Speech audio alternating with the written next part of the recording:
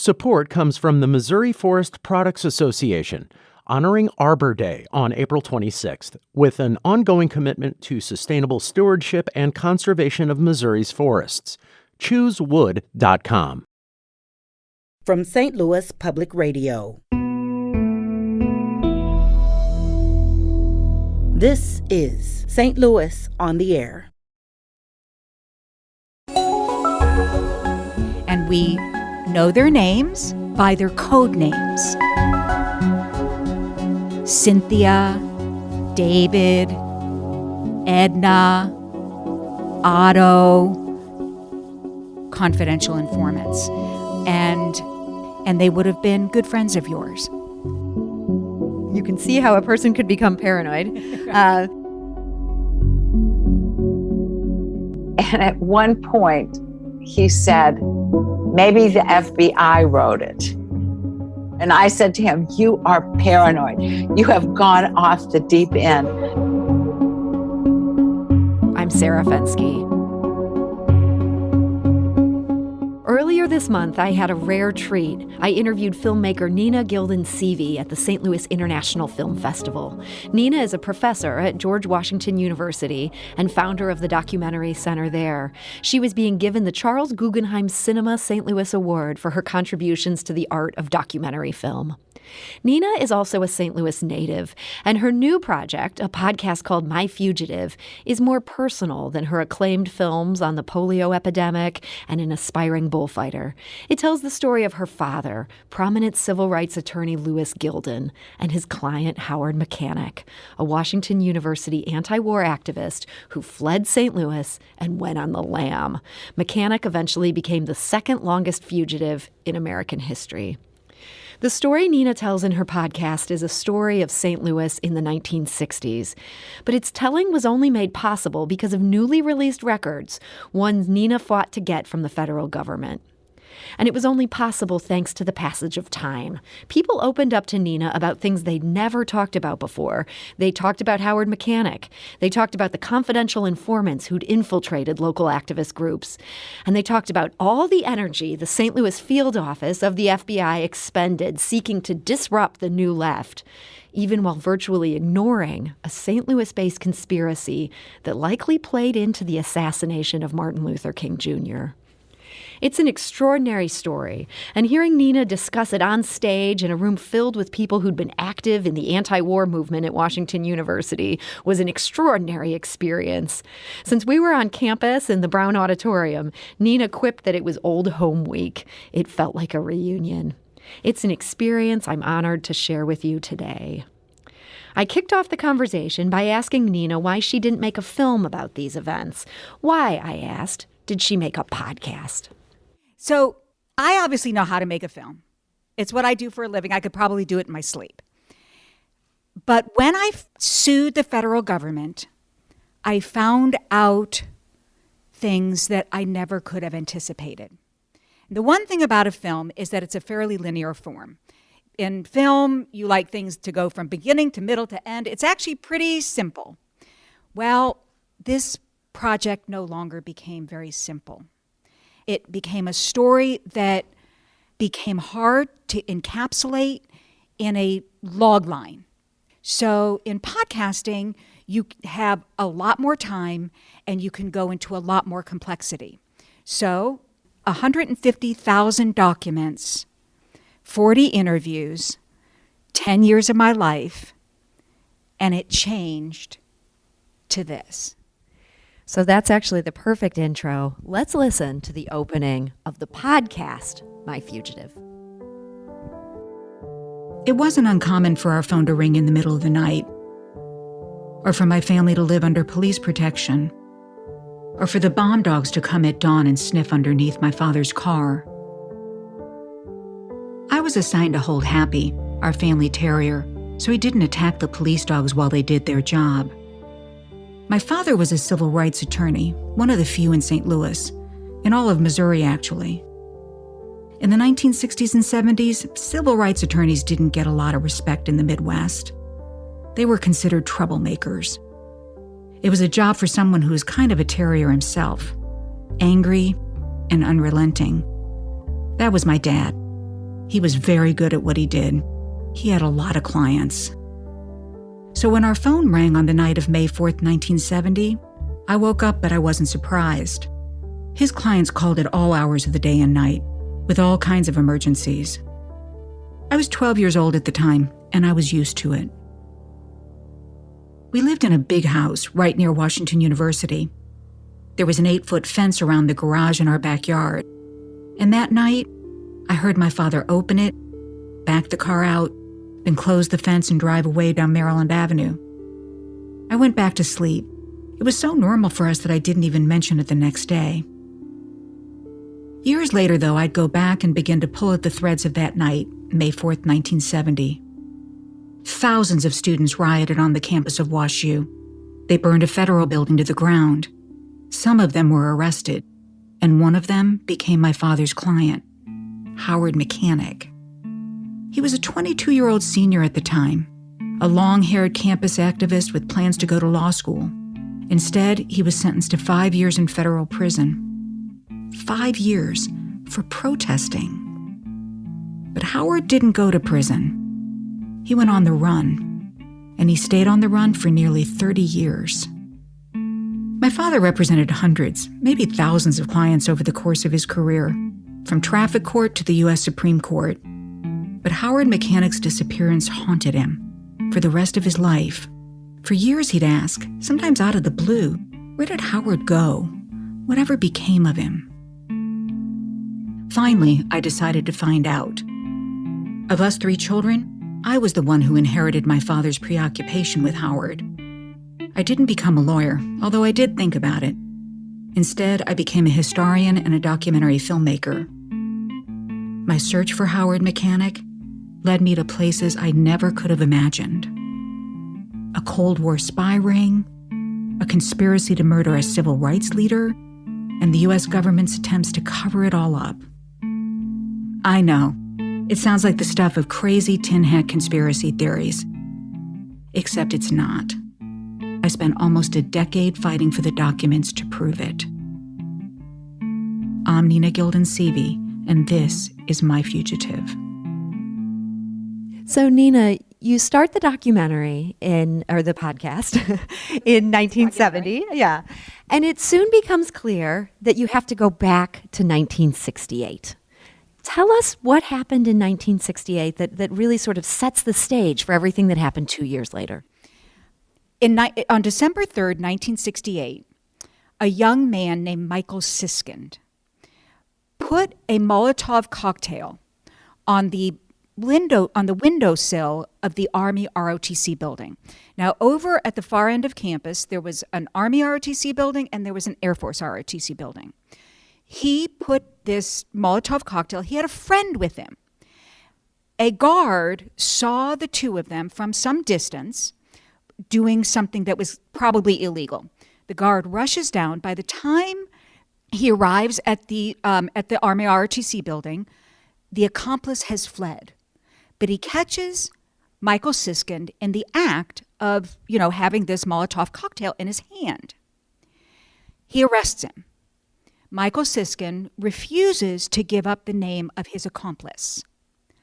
On December 4th, the very next day, the assistant U.S. attorney here in St. Louis had a conversation with the special agent in charge of the FBI about bringing federal charges against this young boy where no bomb had ever gone off, nothing ever happened, but they made the decision to put him up on federal charges of sabotage here in St. Louis. They contacted Nixon's Attorney General, John Mitchell, and the Justice Department in Washington, D.C. said, we don't think we have enough evidence to get this conviction. So what did J. Edgar Hoover do? He said, let's find some. So they charge Michael Siskind in 1960. He comes to trial in 1969, and he is sentenced by Judge Roy Harper to 5 years in federal penitentiary.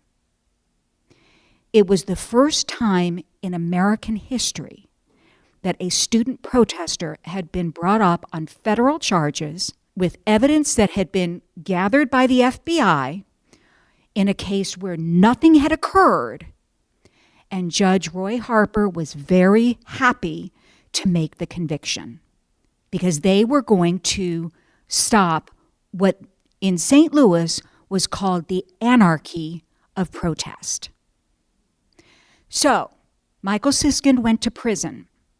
It made the Walter Cronkite Evening News, where Walter Cronkite says, Michael Siskind was, sentenced to 5 years in federal penitentiary today on the first case of sabotage ever against a student protester. So the plot was starting to thicken in 1968 and 69. And in those years, protests were also heating up across the U.S. So you talked to student activists about what those days were like. Let's listen to another clip from your podcast. At WashU and on campuses all over America, the protests grew even more urgent and intense. One of the things that happened on campus was that there were demonstrations, but at night there would be kind of guerrilla activity of people out with whammo slingshots. And if you put a ball bearing in it, and you can do serious damage. That's a former member of the Students for a Democratic Society at WashU, the local chapter of the National Anti-War Group, SDS. All these years later, he's still anxious about us using his name in conjunction with the event he's about to describe.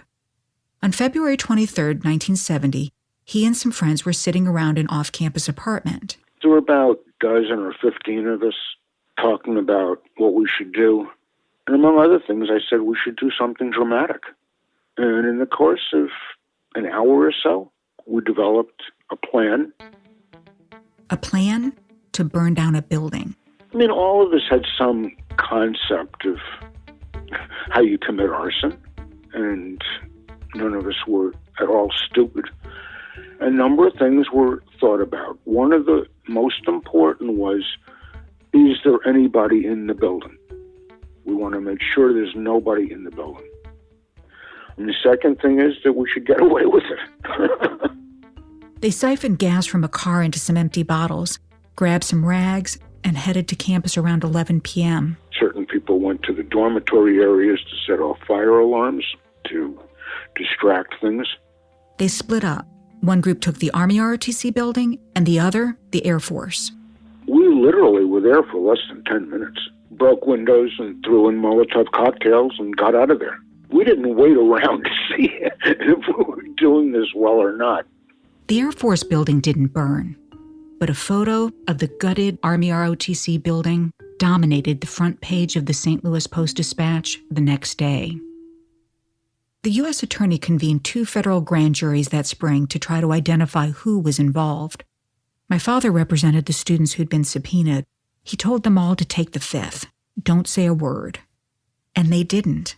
The code of silence amongst the arsonists stuck. No one named names, which angered local law enforcement and the FBI. They'd failed to catch Michael Siskind's accomplice when they arrested him back in December of '68, and now the building that had been his target was burned to the ground. And no one knew who did it. In fact, when the man you just heard told me this story, it was the first time anyone had ever admitted to the crime. But once again, the FBI had its suspicions. A memo from the St. Louis special agent in charge to J. Edgar Hoover names one man as the chief suspect in the burning of the Army ROTC building, Howard Mechanic. So that takes us to February of 1970. Howard Mechanic was on their radar. Howard Mechanic's on their radar. Not only do they think that he was involved in the burning of that Army ROTC building, but they believed that he was the accomplice to Michael Siskind. We have a confidential informant report that when the informant, and we're going to talk a little bit more about informants later, that when the informant, it was a girl, said that there had been a good job done on the Army ROTC building, Howard didn't say anything except, "Do you really think so?" And he smiled. Now, I know Howard pretty well, and he might have just said that. because he would have been happy that the action had occurred.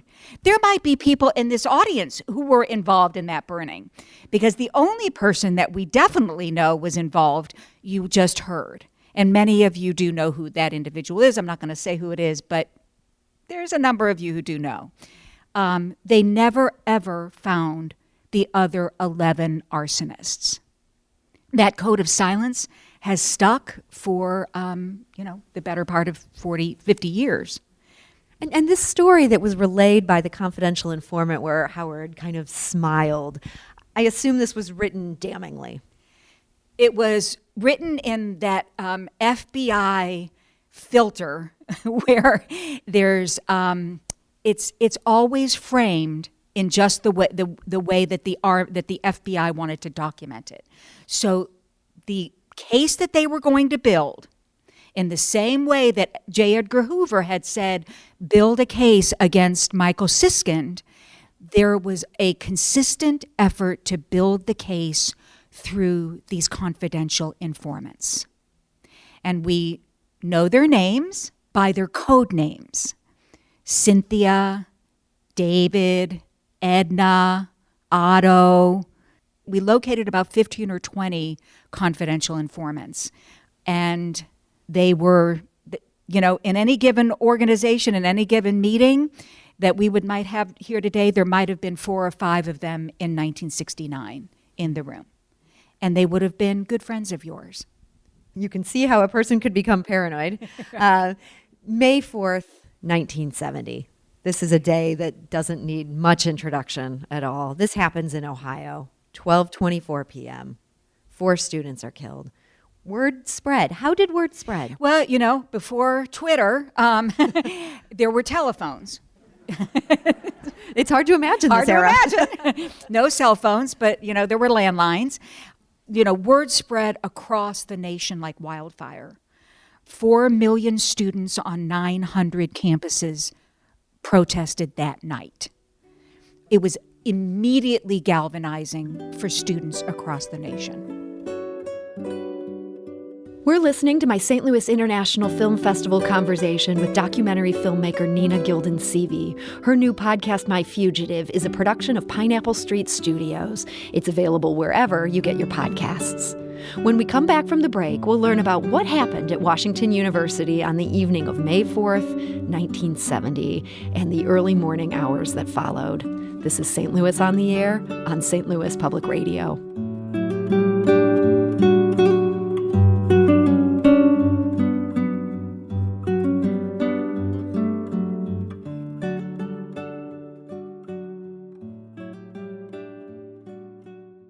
Support comes from the Missouri Forest Products Association, honoring Arbor Day on April 26th, with an ongoing commitment to sustainable stewardship and conservation of Missouri's forests. ChooseWood.com.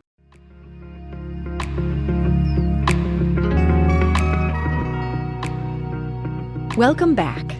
This hour, we're listening to my St. Louis International Film Festival conversation with documentary filmmaker Nina Gilden Seavey about her new podcast, My Fugitive.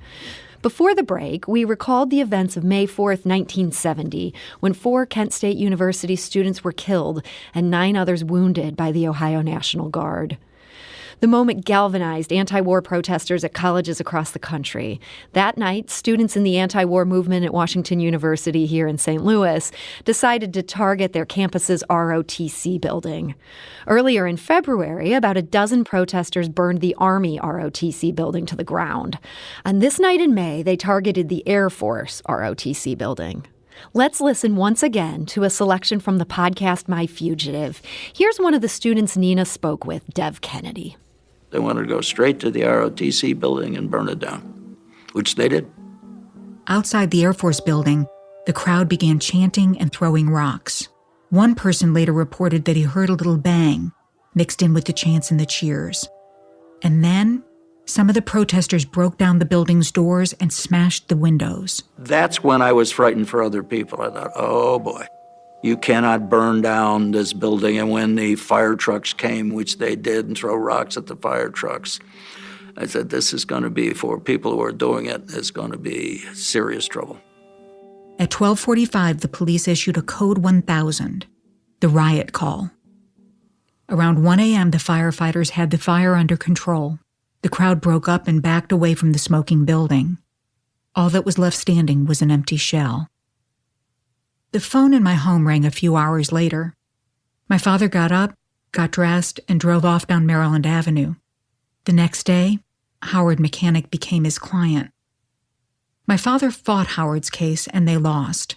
Howard got 5 years in federal prison, an extraordinary, inexplicable sentence. There was almost no evidence that he had done anything except attend a protest on the night that the Kent State students were murdered. So Howard Mechanic disappeared. And my dad spent the rest of his life haunted by him. When my dad was dying of cancer, he and I talked about Howard a lot. In fact, the last real conversation we ever had was about Howard. We sat on the porch of his house in South St. Louis. It was almost winter, but the late afternoon sun was warm. And my father seemed to want to talk while he still had the energy. He endured decades of harassment from the government after Howard went on the run. The FBI believed he was somehow complicit in Howard's flight, and he was angry that Howard had fled and left him holding the bag. But there was something else, too. Something about the whole thing just didn't add up. He had the feeling that something had happened that Howard and he couldn't explain. Later, I would discover just how right he was. I spent nearly a decade trying to answer the question of whatever became of Howard Mechanic, and every door I opened revealed more doors and more rooms. This show is about that journey, from one room to the next, and the ghosts that occupied all of them. It's a story fueled by paranoia, about communists in our midst, and about anti-war activists trying to bring down the United States, and about the threat of Black power. All of it forged in the peculiar crucible of my hometown, St. Louis. After a couple of hours talking that day on my father's front porch, the sun went down. He was chilly and worn out, and I realized at some point in our conversation I did something that was unusual for us. I put my arm around him, and we walked inside that way, holding on to one another. We never spoke about Howard again. In the last weeks of his life, my father's incredibly sharp mind began to fail. He never did learn what happened to Howard Mechanic, or why. But I did. So, Nina, your father was haunted by Howard Mechanic, and you ended up picking up this quest to find out what had happened to him, where he was, and why all of this happened. So where did you begin? Initially, I went in search of Howard. By that time, the FBI and then the federal marshals had been looking for Howard for the better part of, maybe 20 years. It took me 2 days to get to Howard.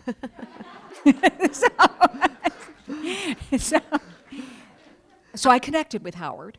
And during that process, the federal marshals became aware of the fact of my search. And I was contacted by one of the federal marshals, Bill Presson, actually. And he proceeded to explain to me in great detail the aiding and abetting laws in the United States and exactly what might happen to me should it be discovered that I was in fact in contact with Howard. Because they assumed that I was, first of all, they thought my father knew where Howard was. And they harassed him. They would audit, the IRS audit him every single year. The FBI would come and, interview neighbors and friends, and it was just a constant sort of stream of harassment until one day I was very surprised. I found a confidential informant report where my father was at a cocktail party, and he turned around as close as Sarah and I are to one another, and he said, "Do you know where Howard is? Haven't seen him." And it turns out that individual was one of the confidential informants, and they said, "Oh, Gilden doesn't know where he is." But even that they didn't. They were unrelenting, and they never let up on the pressure. Nina didn't want to go to prison for aiding and abetting Howard Mechanic. She dropped her search. And instead, she started filing Freedom of Information Act requests. She submitted 358 requests, and they kept getting denied. Then, in 2015, she worked with an attorney to file a lawsuit, and they won 2 separate judgments in 2017. The government started releasing files on certain characters in this story, files on Washington University students, files on Nina's own father. And she discovered that the story wasn't about Howard. The documents led Nina down a trail that led her to a bar in South St. Louis. Here's Nina describing the place in her podcast, My Fugitive. I want to tell you a story about a bar. It's called the Grapevine Tavern in South St. Louis, and it opened in January 1968, about the same time that Howard Mechanic and his friends at WashU were protesting the escalation of the war in Vietnam. The Grapevine Tavern is in the same neighborhood as my dad's house, about a 10-minute drive from the WashU campus. But the politics inside the Grapevine couldn't have been more different. The bar was an unofficial headquarters for supporters of Alabama Governor George Wallace, the unrepentant racist who was running for president that year. You may have heard Wallace's most famous quote. And I say segregation now, segregation tomorrow, and segregation forever. The Grapevine Tavern was a place in a town that had a lot of people that would have been the type of crowd, not all of them, but plenty of them, would have been not only white supremacists, or they would have been hardcore racists. That's Gerald Posner. He's a journalist and the author of 13 books. In 1998, Posner published Killing the Dream, James Earl Ray and the Assassination of Martin Luther King Jr. He spends part of the book describing the Grapevine and the politics of its regulars. They would have been people that if you had walked in and grabbed 10 of them and asked them what they thought of Martin Luther King, they would have thought he was a communist or a traitor or worse, that he was a disservice to the country, that he was not loyal. The bar was named after the prison Grapevine, the secret networks convicts use to communicate while they're on the inside. And aptly enough, it was the kind of place where local criminals would go to pick up a job. It was owned by John and Carol Ray, James Earl Ray's brother and sister. John and Carol, the whole Ray family, they knew a thing or two about life behind bars. So this bar certainly sounds like a den of villainy. The listener wonders, though, how does this connect in any way to what was going on just a few miles down the road at WashU and Howard Mechanic? Which is the question I asked myself. It's like, when you're doing an investigation, there's lots and lots of threads that are totally irrelevant. But this one seemed different. And I couldn't really figure it out until I came across a confidential informant report from a cellmate of James Earl Ray. And James Earl Ray, as you find out in the podcast, I'm going to remind you now, was a fugitive from the Missouri State Penitentiary at the time that he assassinated King. So the Ray family is from St. Louis, from sort of Alton, Illinois, and then they lived in St. Louis. John and Carol owned the Grapevine Tavern down by my dad's old house. And in the Grapevine, there was a lot of planning that occurred, not just for the Wallace campaign, but also for the John Birch Society, for the White Citizens Council. And during that time, and this was sort of repeated by one of James Earl Ray's, his cellmates, that an offer had been made through the Grapevine for the assassination of King. Now, the FBI knew this. It was documented in the FBI files. It came from a credible source. So let me just explain one trajectory. One was that James Earl Ray escapes from the Missouri State Penitentiary in March of 1967. He assassinates King in April of 1968, right? A lot of people don't remember that James Earl Ray was a fugitive from justice for 2 months after he assassinated King. During the time that the FBI was doing the investigation of King, this report, this informant report, comes forward, and they said that there had been a bounty to kill King made at the Grapevine Tavern, and that James Earl Ray knew about it. The day before James Earl Ray escaped from the Missouri State Penitentiary, he received a visit from his brother John Ray. And John is documented to have assisted in his escape. So all of a sudden, there's another fugitive and a confidential informant report that is in the FBI files that is not being followed up. But it's not the only one. Coming up, Nina Gilden Seavey digs into the extent to which the FBI was meddling in the lives of St. Louis activists and harassing one of its main targets, Martin Luther King Jr., all in the name of disrupting the New Left. This is St. Louis on the Air on St. Louis Public Radio.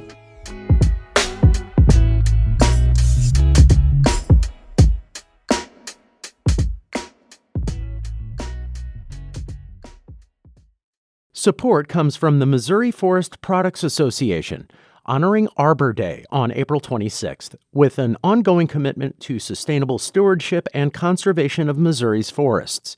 ChooseWood.com.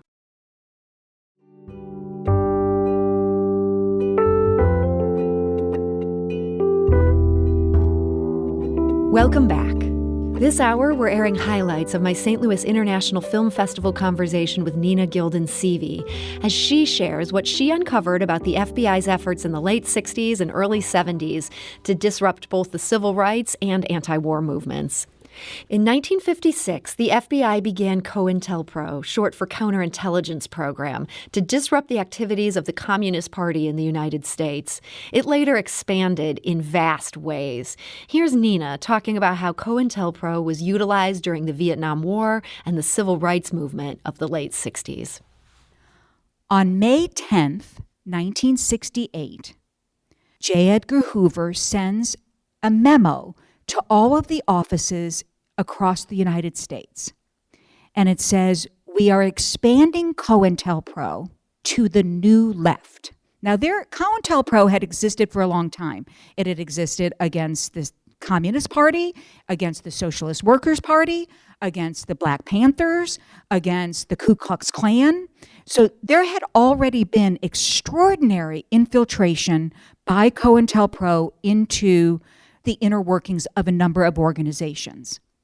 The difference with COINTELPRO New Left was, who is a card-carrying member of the New Left? We all were card-carrying members of the New Left. There was no card-carrying. There was no official registry. So on May 10th, 1968, J. Edgar Hoover says, we are now going to launch an attack on American youth. He says, I want to know from every office in the United States who the major targets are. About a month later, the special agent in charge of the FBI in St. Louis writes a memo to J. Edgar Hoover and says, in St. Louis, there's going to be 4 central targets. One is an organization called Action. 2 of them were organizations against the war. And the last one was SDS, the Students for a Democratic Society. So I just want to point out to you a confluence of timing. April 4th, 1968, Martin Luther King is assassinated. James Earl Ray is still on the run on May 10th, 1968, when Hoover launches the broadest, most intensive attack against America's youth. It's all happening at the same time. And let's listen to My Fugitive to find out a little bit of the mayhem that happened next. Well, my name is Percy Green II. I should be described as a former chairperson of Action, which was a protest organization, 100% volunteer, interracial, and nonviolent. Percy Green, as he says, was the head of Action. Action Council to Improve Opportunities for Negroes.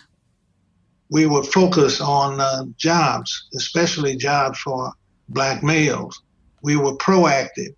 We was not a reactive-oriented organization. Percy started Action in the mid-1960s. You can imagine, Percy Green and his organization were pretty well known around St. Louis, and by the FBI, which considered Action to be a Black extremist group in the mold of the Black Panthers. Percy Green's wife used to get calls in the middle of the night. My wife at the time, she was overwhelmed in a number of times with phone calls with threatening messages and many times that she get a call that I had been killed. There were wiretaps and bugs. And of course, the poison pen letter, meant to sow trouble. Like the one the FBI sent to Dr. King and his wife Coretta, suggesting that King kill himself, along with an audio tape from his hotel rooms. But those letters weren't just for leaders like King. They were for people you've never heard of, too. People like Jane Sauer. She was known as Jane Simon at the time. Jane was a member of an organization called the Women's International League for Peace and Freedom, WILF, and she was also a member of Percy Green's group, Action. We always felt that we were somehow infiltrated. Jane's husband wasn't in Action or involved in any movement work. I was getting deeper into activities like Action, and he was becoming more opposed to it. And one day she came home and he had this letter. I remember it was in the kitchen, and he wouldn't let me touch the letter because he was afraid I'd rip it up. You could get a divorce for infidelity. So this was his verification that I was a bad woman. So he wasn't going to let me touch the letter, but he held it up and showed it to me. I have this letter. I got it from the FBI through my Freedom of Information requests. It's written on a slant with lousy grammar and spelling, and it's astonishingly racist. There's no good way to read this letter because it's me, a white woman, reading words written by a white man, doing his racist impression of a black woman. It starts out, "Look, man, I guess your old lady doesn't get enough at home, or she wouldn't be shucking and jiving with our black men in Action, you dig? Like all she wants to integrate is the bedroom." And it was signed, a soul sister. And when I saw that letter, at first I thought he wrote it. He, meaning her husband. I mean, that's all I could think of. It's like, because I did not think any of the women that I knew in Action would have written that letter. They were my friends. And somehow, I guess I convinced him that this letter might not be true. I don't know where it came from. And at one point, he said, maybe the FBI wrote it. And I said to him, you are paranoid. You have gone off the deep end. The FBI doesn't care one bit about me or Action. I mean, I just didn't really think that anything that I did was of that great importance that the FBI would take notice. But she was wrong about that. I have a second document, one Jane's husband didn't see. It's from the special agent in charge of the FBI office in St. Louis, a guy named J. Wallace LaPrade, to J. Edgar Hoover. In his memo to Hoover, LaPrade wrote, St. Louis, meaning the St. Louis Bureau, proposes to anonymously send a copy of the enclosed letter, the letter Jane's husband got. Someone, whose name is redacted, told the FBI that Jane's husband had been asking around, trying to find out if Jane was having an affair.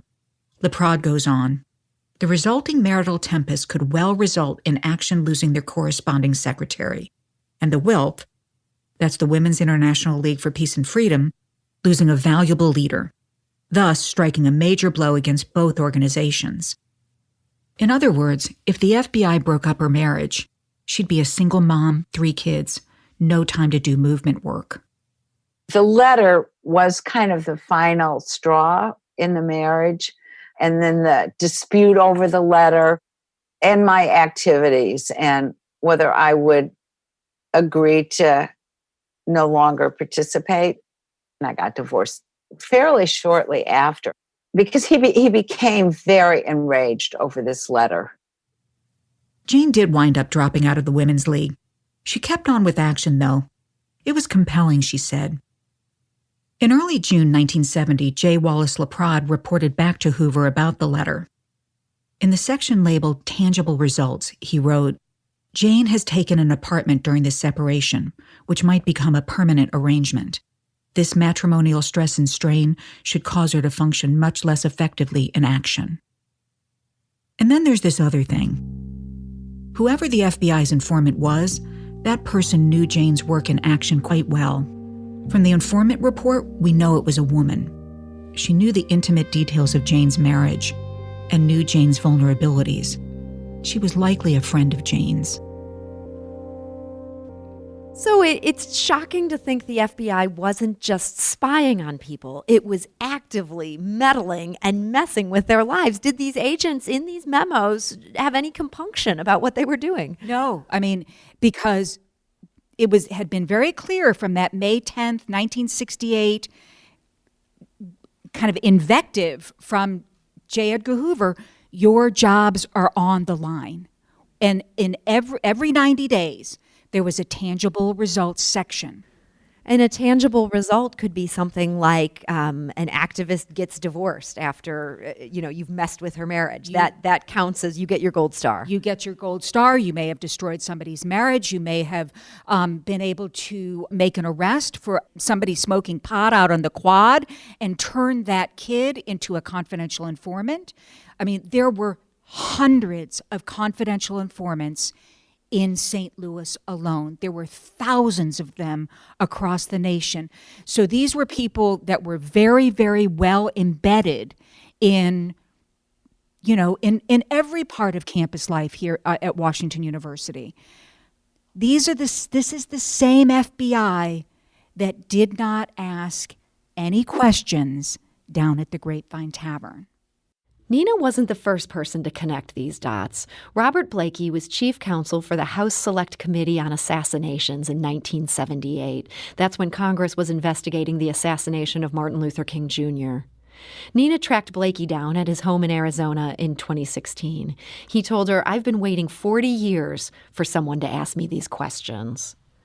Robert Blakey told her about a memo uncovered by the committee that spring of 1978, 10 years after King was murdered. They just misfiled it, is their explanation. But when they found it, they gave it to us. And that's better than throwing it away. The memo showed strong evidence of a St. Louis-based bounty to kill Martin Luther King Jr., and that bounty was issued by an attorney with strong connections to the world of assassin James Earl Ray. Yet the FBI didn't probe further. Robert Blakey told Nina that the FBI would not have looked into whether Ray had accomplices unless it was forced to do so, and it wasn't. At the Brown Auditorium during our film festival conversation, Nina and I couldn't fully tie together the thread she explores in her podcast. So many people who'd been part of the WashU anti-war movement had stories to share, questions to ask. They'd lived this history. But after the film festival, I followed up with Nina. I wanted to fully understand how Howard Mechanic, her father's client, tied into the failure of investigators to look into the King assassination. She told me that it all came back to the FBI's own illegal activity, the wiretaps, harassment, and surveillance of American citizens undertaken without Congress's approval. Those illegal acts were only revealed years later after Hoover's death. If there was an investigation into the King assassination, they would have come back and found COINTELPRO, because there had been a massive campaign against Martin Luther King himself. He was a target of COINTELPRO's efforts. He was one of the prime targets. And one of the things we go into in the series is what happened to him in the COINTELPRO against him. And it was vicious and racist and intended to destroy him. But if they had done an investigation into what happened at the Grapevine Tavern, what happened during COINTELPRO, what happened in all of sort of what was called COINTELPRO Black Hate, they would have come up and found COINTELPRO against Martin Luther King.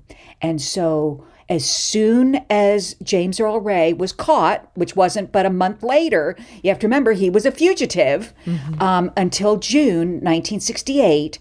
When they caught him, he, under duress, confessed. 3 days later, he recanted and spent the rest of his life saying that he was a dupe and had been forced to confess to the murder. The FBI never, ever looked into the conspiracy that originated at the Grapevine Tavern. And so when you connect these efforts to go after Dr. King with what was happening in St. Louis, efforts to disrupt the New Left here. There's a figure that plays heavily in both of those, J. Wallace LaPrade. It wasn't just that he was in charge of the St. Louis Bureau when it arrested Howard Mechanic. He was also involved in the harassment of King. J. Wallace LaPrade was the assistant special agent in charge of the Milwaukee office in what was the very, very beginning of the COINTELPRO against King. King went to Milwaukee and stayed in a hotel. J. Edgar Hoover assigned J. Wallace LaPrade to the very first sort of nationwide attack on Martin Luther King by bugging his hotel room in Milwaukee. You can only imagine how highly prized J. Wallace LaPrade was because he got that very special assignment. He then pops up in St. Louis. He then gets the prime plum of all of the all of the assignments in the field, which is that he becomes the special agent in charge of the New York Bureau of the FBI. And then later on, he is the unindicted co-conspirator along with Mark Felt and L. Patrick Gray, Mark Felt, who is, as we know, Deep Throat, in the attacks on the Weather Underground families. They had been bugging the families of the Weather Underground, and the Carter administration Department of Justice brought charges against J. Wallace LaPrade as an unindicted co-conspirator, L. Patrick Gray, who had been the successor to J. Edgar Hoover, and Mark Felt. And these people were brought up on charges because they had violated the civil rights of Americans. So you find J. Wallace LaPrade in all of the requisite places whenever J. Edgar Hoover wanted his man on the ground. So your podcast makes clear the human cost of the disruption and the harassment that the FBI was engaged in. And you make it clear it was far more than just Howard Mechanic whose life was derailed by this. Well, it wasn't just Howard. It was only Howard who fled. So if Howard hadn't fled, I think what a tragedy would have occurred, because I never would have gone into the bowels of the FBI to discover what I discovered. And look, it was our group of co-defendants that were brought up on these charges that literally nobody could believe in America. But what they were tied to COINTELPRO in St. Louis, and these individuals became examples for the rest of the nation. And they bore down on these students in a way that no one else in America, not in Madison, Wisconsin, not in New York City, not in Ann Arbor, Michigan, places where there were huge demonstrations. Hundreds of people were arrested, but only in St. Louis were these federal charges levied. And it was only Howard Mechanic who fled and then haunted my father that made me want to know what happened. Because my father had a sense at the very end of his life that something had happened that no one could explain. Now, he didn't live long enough to find out what that was, but I did. What do you think your father would say about what you learned as you dug into these FBI files and got to this truth that you talk about in your podcast? I think he would have been incredulous, because my father, if nothing else, was a believer in the system. He didn't believe in, radical violence of any kind. He believed in peaceful protest. He believed in working through the courts. He believed that Howard should have served his sentence. He believed in the justice system. So the idea that he would have been at the epicenter of this violation, this violence against the civil rights of these individuals and against his civil rights. It wasn't just these students who were being targeted. As I mentioned in the podcast, it was also they were bugging him. His phones in his office were tapped. Think of the attorney-client privilege that was abrogated by COINTELPRO New Left.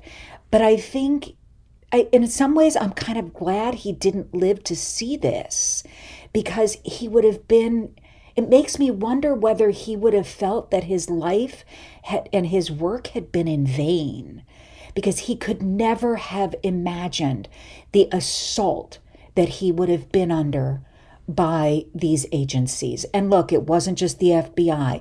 It was the FBI, the CIA, the IRS, the Department of the Army. They had concentrated themselves in St. Louis. Civil rights attorney Louis Gilden died on Christmas Day of the year 2000. President Bill Clinton commuted Howard Mechanic's sentence just 1 month later. St. Louis psychologist Larry Cogan had previously admitted that he threw the cherry bomb that led to Howard Mechanic's conviction. You can learn more about Howard Mechanic's almost 30 years as a fugitive and the FBI's campaign to harass and disrupt the New Left in the podcast My Fugitive. It's a production of Pineapple Street Studios, available wherever you get your podcasts.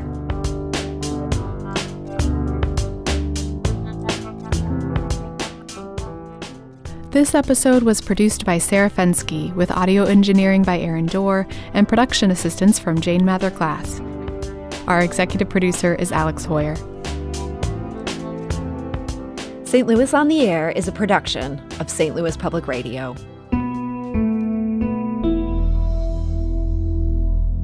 Understanding starts here. If you learned something new from today's episode, consider leaving us a review and rating on Apple Podcasts on the App Store. It's the easiest way to help people discover our show. We appreciate it. Thank you. St. Louis Public Radio is a member-supported service of the University of Missouri, St. Louis.